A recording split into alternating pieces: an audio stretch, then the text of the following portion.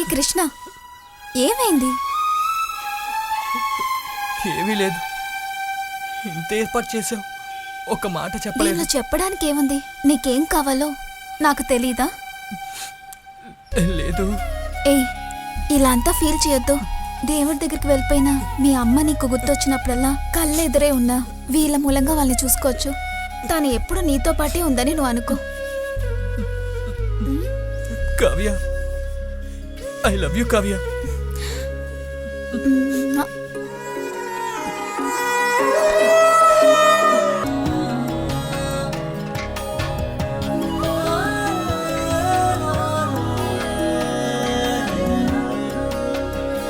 అన్నీ మంచి విధంగా జరుగుతాయండి.